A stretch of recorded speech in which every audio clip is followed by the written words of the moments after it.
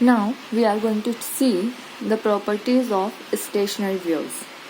So its first property is stationary waves are produced due to superposition of two identical waves traveling through a medium with same velocity but in opposite direction. ठीक है, जैसे इससे पहले हम लोगों ने देखा था स्टेशनरी वेव. ओके, तो stationary wave is basically it is the superposition of two waves traveling in same medium but opposite in direction. See, like this.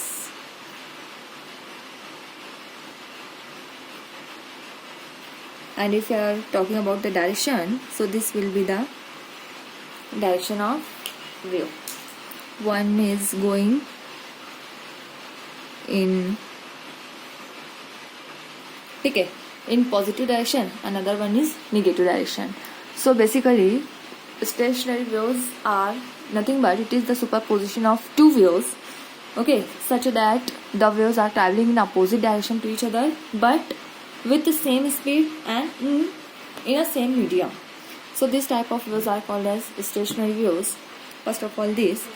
Second, if these stationary waves may be transverse or may be longitudinal. ठीक है, ये जो हम लोग यहाँ पे दो waves का सुपरपोजिशन कंसिडर कर रहे हैं, तो वेव्स यहाँ पर लॉन्जिट्यूडनल भी हो सकती है या फिर ट्रांसवर्स भी हो सकते हैं. If two transverse waves are superimpose then the resultant wave will be transverse wave. Or same is the for longitudinal, that if two longitudinal waves are superimposed, then the resultant will be longitudinal wave.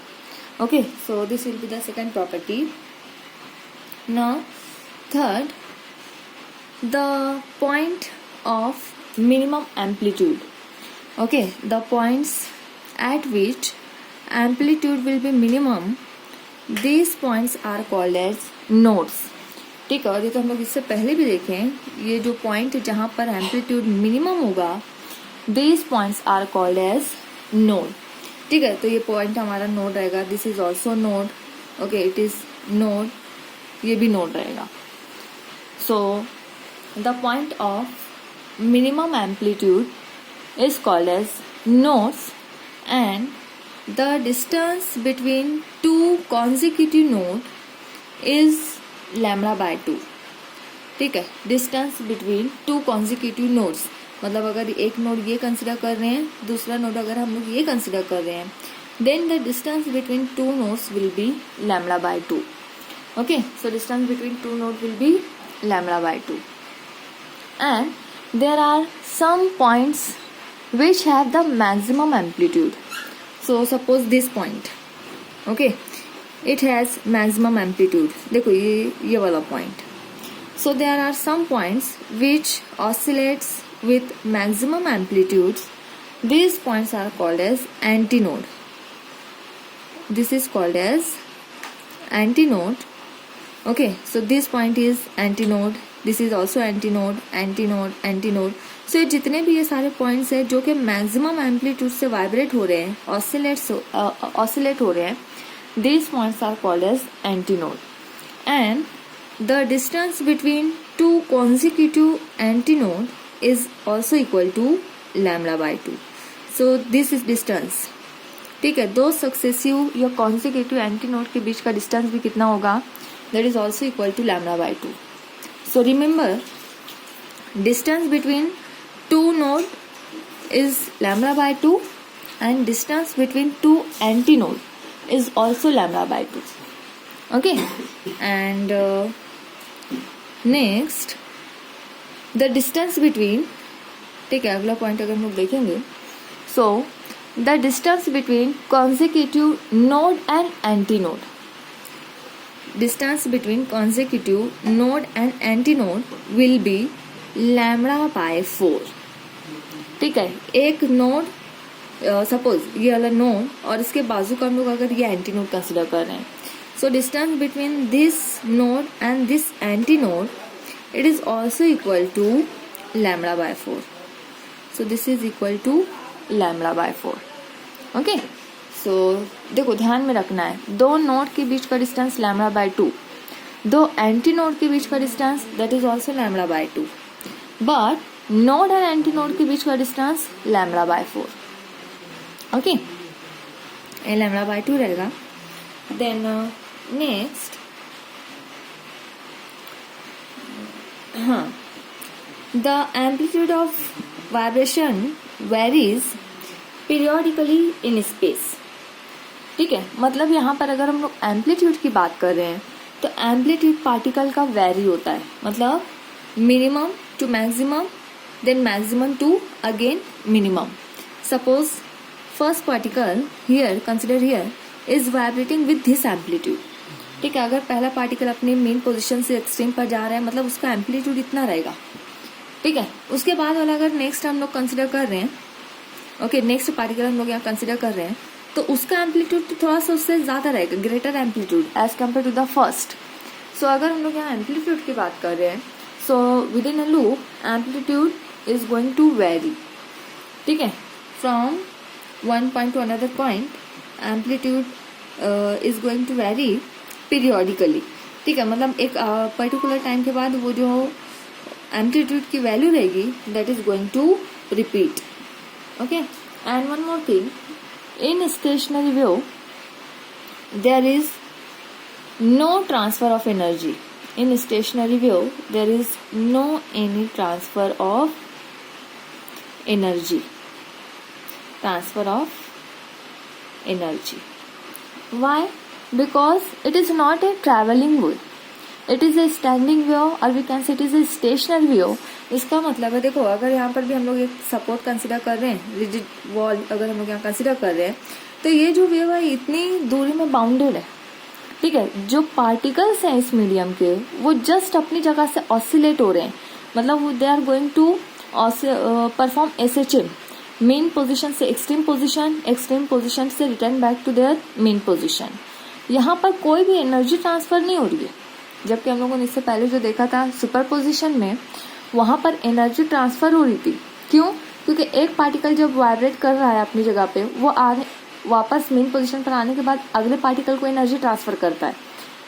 ठीक है, फिर ये particle vibrate करना start करता है. कुछ इस तरीके में मैकेनिज्म था हम लोगों का सुपर पोजिशन में. बट यहाँ पर वो चीज़ नहीं है, यहाँ पर सिर्फ पार्टिकल अपनी मेन पोजीशन पर SHM परफॉर्म कर रहे हैं. ठीक है, वो खुद एनर्जी को ट्रांसफर नहीं कर रहे हैं. That means there will be no any transfer of energy in stationary wave. Okay, and all the particles between adjacent nodes vibrate in phase. Okay, or we can say all the particles in the same loop are in the same phase of oscillation which reverses for the adjacent loop. अगर हम लोग देखो इस एक particular loop की बात कर रहे हैं, सपोज दिस लूप, तो इसके अंदर पार्टिकल का जो वाइब्रेशन रहेगा ये कुछ इस तरीके का रहेगा. ठीक है, मतलब यहाँ पे कोई भी फेज डिफरेंस नहीं रहेगा. All particles are in phase in to this loop. But अगर हम लोग दूसरे लूप में, एडजेसेंट लूप में जाते हैं, then there is phase change. ठीक है, अब यहाँ पे पार्टिकल्स का फेज चेंज हो जाएगा. But within a loop there is no phase change among the particles. Okay, so all these are the properties of stationary waves, and along with this we can compare the progressive wave and stationary wave. So I am going to compare the progressive wave with stationary wave. So first of all, progressive wave. In progressive wave, disturbance travels from one region to another region. ठीक है, अगर हम लोग बात करते हैं progressive wave की, तो इसके अंदर जो भी डिस्टर्बेंस क्रिएट होता है that is going to transfer from one region to another region. देखो इसकी एग्जांपल हम लोगों ने देखी थी. अगर आप किसी रिवर में या वाटर सोर्स में अगर स्टोन को ड्रॉप कर रहे हो, तो उस टाइम पे रिपल फॉर्मेशन होता है, वेव्स क्रिएट होती है, सर्कुलर जो वेव्स है वो क्रिएट होती है, that is called as ripple form होते हैं. और वो रिपल आप देखो पूरा साइड तक का जाते हैं. मतलब बेसिकली वहाँ पे क्या हो रहा है, डिस्टर्बेंस जो क्रिएट किया गया है that travels from one region to another region. But stationary wave में ये चीज़ नहीं हो रही है, because disturbance remains in the region where it is produced. ठीक है। तो स्टेशनरी वेव की एग्जांपल हम लोगों ने क्या देखी थी कि अगर हम लोग कोई स्ट्रिंग ले रहे हैं, ठीक है, इसका हम लोग एग्जांपल देख सकते हैं कि if we are going to take string और इसको दो फिक्स पॉइंट्स अगर हम लोग इस तरीके से अटैच कर देते हैं, ठीक है, और इसको सेंटर से अगर आप पुल करो तो यहाँ पर इस तरीके से वेव्स फॉर्म होती है जो कि कैसे जाती है, अपोजिट टू ईच अदर, ठीक है, कुछ इस तरीके से यहाँ पे वेव का ट्रांसफर होता है। अब देखो यहाँ पे किसी तरीके का कोई डिस्टर्बेंस ट्रैवल हो रहा है क्या? नहीं, पार्टिकल्स ऑसिलेट कर रहे हैं but their own place, but at their own place, सिर्फ अपनी जगह पर वो अपनी पोजीशन से डिस्टर्ब होकर वापस अपनी पोजीशन पर आ रहे हैं, ठीक है, ट्रैवल नहीं कर रहे हैं। सो रिमेंबर, ध्यान में रखना है आपको, स्टेशनरी वेव में डिस्टर्बेंस ट्रैवल नहीं करता है, जबकि प्रोग्रेसिव वेव में डिस्टर्बेंस ट्रैवल करता है। और इसीलिए हम लोग प्रोग्रेसिव वेव, इसे हम लोग, it is also called as travelling wave. Progressive wave is also called as travelling wave, whereas stationary wave is called as standing wave, ठीक है। ये फिक्स होती है, ये ट्रैवल नहीं करती है, that's why it is called as standing wave. Next, amplitude is same for all the particles, ठीक है। इन प्रोग्रेसिव वेव, अगर हम लोग प्रोग्रेसिव वेव की बात करते हैं, जैसे देखो अगर मैं यहाँ पर एक प्रोग्रेसिव वेव, ठीक है, इस तरीके से हम लोग एक प्रोग्रेसिव वेव अगर बना लेते हैं, then amplitude is same for all the particles. जितने भी पार्टिकल रहेंगे मीडियम के, हर पार्टिकल का जो एम्पलीट्यूड होगा that will be same for all the particle. देखो अगर यहाँ पे पार्टिकल है तो इसका मैक्सिमम एम्पलीट्यूड सपोज ए इतना है, ठीक है, यहाँ पार्टिकल कंसिडर करो, इसका मैक्सिमम एम्पलीट्यूड फिक्स रहेगा। अगर हम लोग इसको कंसिडर कर लेते हैं इट इज 2 सेंटीमीटर, तो ये पार्टिकल भी 2 सेंटीमीटर का एम्पलीट्यूड होगा, इसका भी 2 सेंटीमीटर का एम्पलीट्यूड होगा। दैट मीन्स जितने भी पार्टिकल्स यहाँ पर वाइब्रेट करेंगे सबका जो एम्पलीट्यूड होगा वो सेम होगा, ठीक है। और आपको पता है ये वेव चूंकि ट्रैवल कर रही है, इसका मतलब अगर ये पार्टिकल अभी रेस्ट पोजीशन पे या मेन पोजीशन पर है तो कुछ टाइम के बाद इसे भी ऑसिलेट करना है, क्योंकि हम लोग इसकी प्रॉपर्टी, प्रोग्रेसिव वेव की प्रॉपर्टी में पढ़ चुके हैं that there is no any particle which is permanently at rest, ठीक है। अगर ये पार्टिकल अभी एक्सट्रीम पोजीशन पे है तो हो सकता है कुछ टाइम के बाद ये मेन पोजीशन पर आ जाए और ये पार्टिकल अब एक्सट्रीम पर जाएगा। तो जब भी ये पार्टिकल एक्सट्रीम पोजीशन पर जाएगा वो इसी एम्पलीट्यूड के साथ वाइब्रेट करेगा। एम्पलीट्यूड उसका क्या होगा, सेम 2 सेंटीमीटर ही होगा, ठीक है। तो all particles are vibrating with same amplitude throughout the wave same होगा हम लोगों का, ठीक है। So remember this is the progressive wave, whereas in stationary wave amplitude is not same for all the particles. Different particles vibrate with different amplitude. Suppose देखो अगर हम लोग इस लूप में कंसिडर कर रहे हैं, ठीक है, अब यहाँ पे नंबर ऑफ पार्टिकल्स हैं। सपोज करते हैं हम लोग ये जो पहला पार्टिकल है इस अपनी मेन पोजीशन से एक्सट्रीम पर गया, return back to mean and then again extreme, then return back to mean position, मतलब इसका जो एम्पलीट्यूड रहेगा वो कुछ इतना है, ठीक है।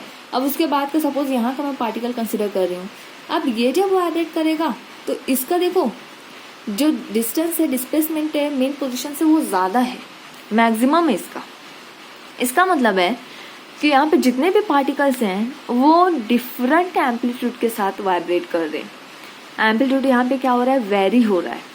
और वेरी होगा क्यों, क्योंकि बेसिकली ये क्या बना रहे हैं, लूप बना रहे हैं, पहली चीज़।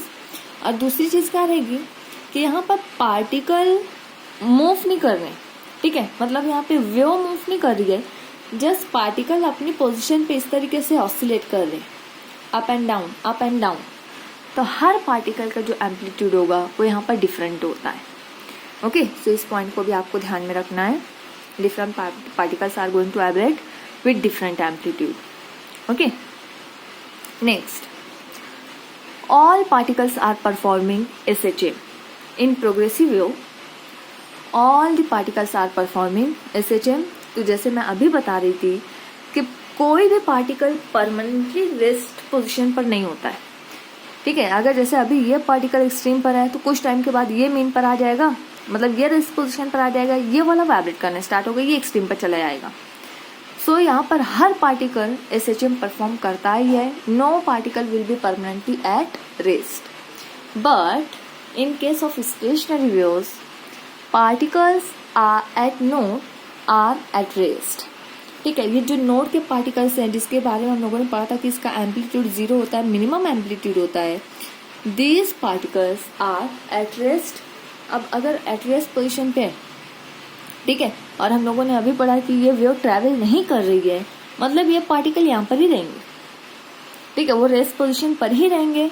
बाकी के जो पार्टिकल्स है वो क्या करेंगे, अपनी मेन पोजीशन से इस तरीके से वाइब्रेट हो रहे हैं, बट नोड उसका एम्पलीट्यूड कितना हम लोगों ने देखा है, 0 होता है, ठीक है, that means they are not vibrating, they are at rest. Next, in case of progressive wave energy is transferred. In case of progressive wave only energy is transferred, there is no any transfer of matter in case of progressive wave, ठीक है। तो ये चीज़ भी तो हम लोगों ने देखी थी सुपरपोजिशन के टाइम पर प्रोग्रेसिव वेव में, कि जो प्रोग्रेसिव वेव होती है, ठीक है, इसके अंदर मैटर तो नहीं जाता है कहीं, मैटर वहीं पर होता है, लेकिन यहाँ पर एनर्जी ट्रांसफर होती है, ठीक है, एनर्जी का यहाँ पे प्रोग्रेस होता है, एनर्जी ट्रांसफर होती है। कैसे, जैसे अगर सपोज पहला पार्टिकल है मेन पोजिशन पे, उसे एनर्जी मिलेगी, ये क्या करेगा, विद दैट एनर्जी वाइब्रेट करना, ऑसिलेट करना स्टार्ट करता है,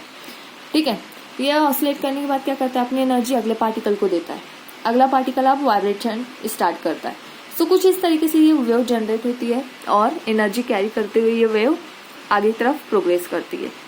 but in case of stationary wave there is no any transfer of energy, ठीक है, यहाँ पर कोई एनर्जी ट्रांसफर नहीं होता है, just particles are going to vibrate here, particles are going to perform एसएचिंग, there is no any transfer of energy in case of stationary wave. Okay, now next, all particles cross their mean position simultaneously, ठीक है, यहाँ पे जितने भी particles है they cross their mean position simultaneously, whereas in stationary wave different particles cross mean position at different times, ठीक है। सो इस पॉइंट को भी आपको ध्यान में रखना है कि यहाँ पर एट अ टाइम जितने भी पार्टिकल्स हैं वो मेन पोजिशन को क्रॉस करते हैं, जबकि यहाँ पे डिफरेंट टाइम पर डिफरेंट पार्टिकल उसे क्रॉस करते हैं। And here phase changes from particle to particle, ठीक है, यहाँ पे पार्टिकल, जैसे अगर पार्टिकल हम लोग चेंज करें तो यहाँ पर फेज चेंज होता है। सपोज अगर हम लोग देखो ये प्रोग्रेसिव कंसिडर कर रहे हैं, अब यहाँ पर देखो मैं कोई पार्टिकल कंसिडर कर रही हूँ जो कि अभी सपोज यहाँ पर है, ओके, अच्छा ठीक है, ये वाली वेव हम लोग यहाँ से कंसिडर कर रहे हैं, इतनी वेव कंसिडर कर रहे हैं, ठीक है। कोई पार्टिकल जो अभी यहाँ पे, अब इसका फेज कितना होगा, 0, मेन पोजिशन पे हम लोग इसका फेज अगर 0 कंसिडर कर रहे हैं, ठीक है। अब अगर पार्टिकल ऑसिलेट करते हुए वाइब्रेट करते हुए यहाँ पर आए इस पोजीशन पे, तो यहाँ पर उसका फेज हो जाएगा π/2। अगर यहाँ पे आ जाएगा देन एट द टाइम इसका फेज विल बी पाई, ठीक है। यहाँ पर आया दैट मीन्स उसका कितना हो जाएगा 3π/2, और इस पोजीशन पर आकर उसका फेज हो जाएगा 2π। इसका मतलब है जैसे जैसे अगर हम लोग पार्टिकल चेंज करेंगे वैसे वैसे इसका जो फेज है वो फेज चेंज होता है, पार्टिकल टू पार्टिकल इसका फेज चेंज होते हैं। Whereas in stationary wave, phase of all the particles in a loop is the same. That is, phase changes from loop to loop. अगर देखो, अगर हम लोग इस लूप की बात कर रहे हैं तो इस लूप में जितने भी वाइब्रेटिंग पार्टिकल्स हैं हर एक का फेज सेम होगा, ठीक है। पूरे थ्रू आउट द लूप जितने भी आप पार्टिकल्स हैं हर पार्टिकल का लूप फेज सेम होगा। बट अगर हम लोग एडजेसेंट लूप कंसिडर कर रहे हैं, ठीक है, उसका नेबरिंग लूप कंसिडर कर रहे हैं तो उस लूप में फेज चेंज होता है, ठीक है। मतलब लूप टू लूप यहाँ पे फेज चेंज होता है, particle to particle phase change नहीं होता है। सो ये चीज़ भी हम लोगों को ध्यान में रखनी है। Okay, so this is the basically difference और we can say distinguish point between progressive wave and stationary wave. Okay, so remember this also.